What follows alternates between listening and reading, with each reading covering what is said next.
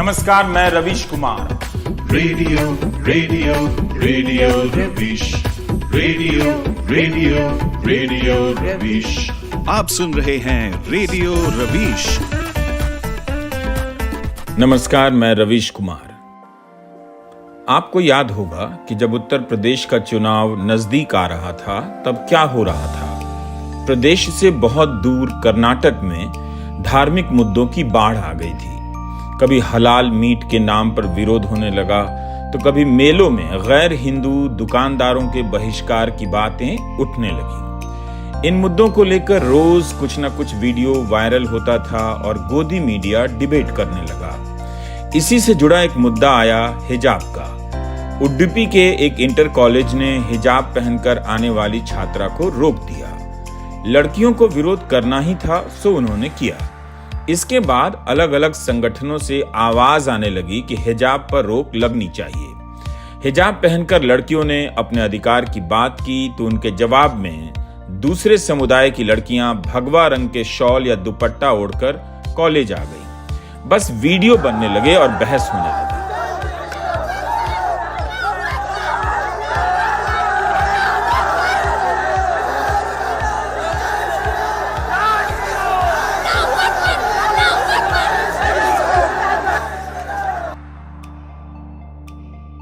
UP चुनाव में हिजाब को लेकर भाषण दिए जाने लगे और पत्रकार अपने इंटरव्यू में हिजाब पर ही सवाल करने लगे तो माहौल बनने लगा।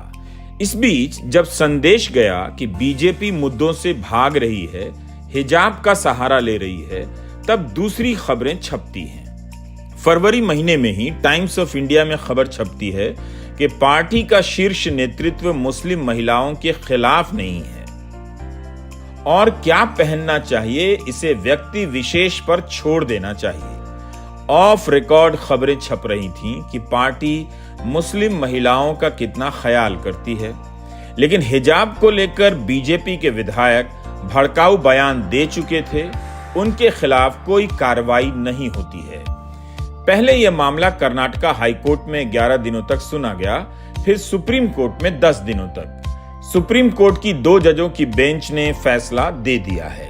2 में से एक जज जस्टिस सुधांशु धूलिया ने कर्नाटका हाईकोर्ट के फैसले को खारिज कर दिया है, जबकि जस्टिस हेमंत गुप्ता ने बचाव किया है। कर्नाटका हाईकोर्ट ने हिजाब पर बैन लगा दिया, यह कहते हुए कि यह इस्लाम की प्रथा का अनिवार्य हिस्सा नहीं है। जस्टिस धूलिया ने अपने फैसले में जो लिखा है उस पर गौर कीजिए।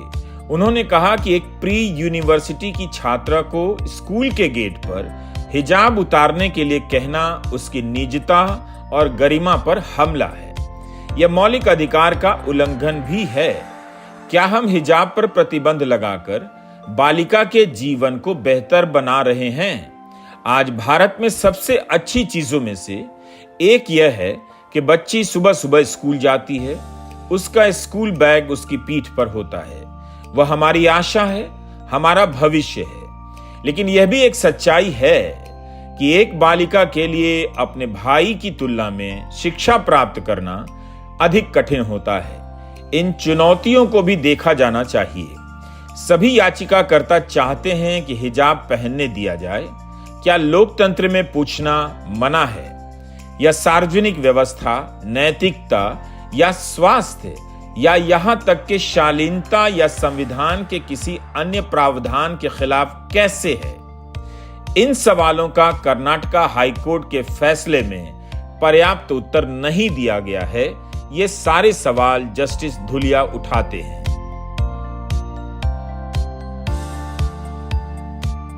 जस्टिस धूलिया ने कहा कि राज्य ने 5 फरवरी 2022 के सरकारी आदेश में या कर्नाटका हाईकोर्ट के समक्ष जवाबी हलफनामे में हिजाब पर प्रतिबंध का कोई भी प्रशंसनीय कारण नहीं बताया।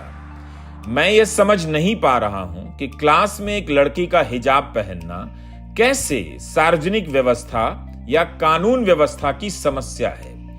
इसके विपरीत इसकी इजाजत देना एक परिपक्व समाज का संकेत होगा, जिसने अपने मतभेदों के साथ रहना और समायोजित करना सीख लिया है।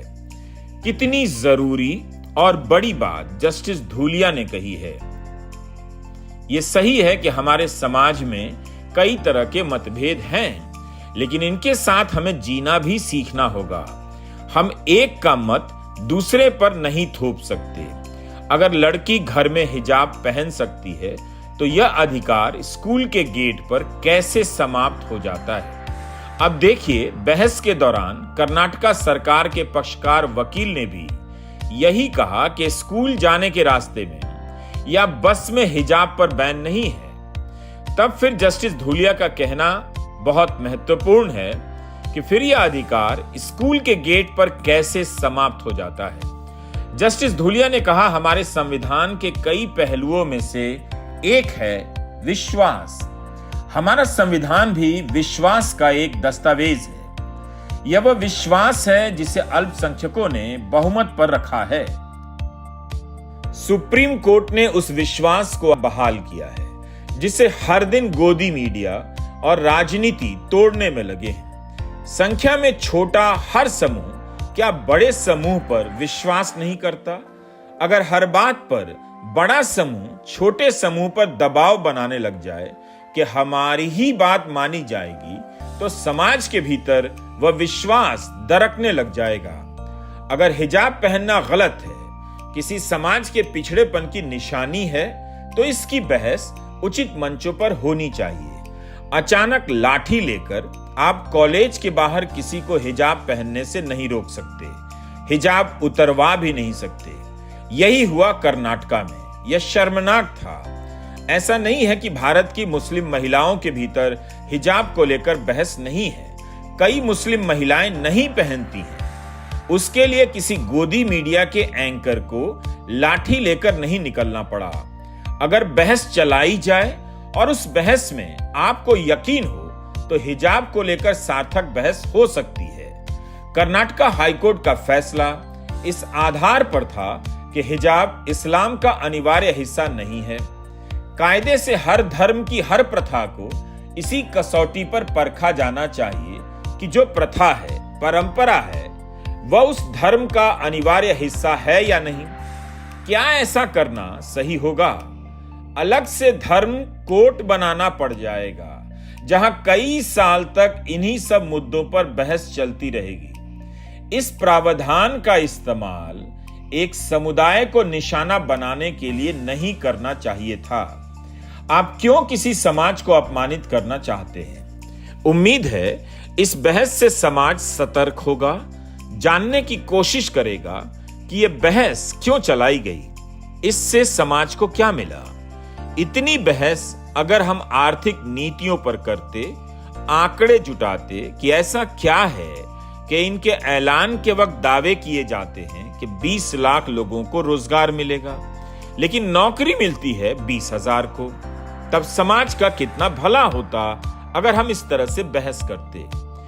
गोदी मीडिया ने आपके चारों तरफ एक ऐसी खाई खोद दी है कि अगले 10 साल तक आप बाहर नहीं निकल सकते हैं। अकेले गोदी मीडिया नहीं, धार्मिक बयान देने वाले लोग, इस आधार पर ललकारने वाले संगठनों ने भी यह खाई खोदी है। आप पर ये लोग अपने वोट के लिए शर्मिंदगी का बोझ डाल रहे हैं ताकि आप उस शर्मिंदगी से कभी बाहर ना निकल पाएं। इतनी सी बात समझ लेंगे तो आप अपना ही भला करेंगे। नमस्कार।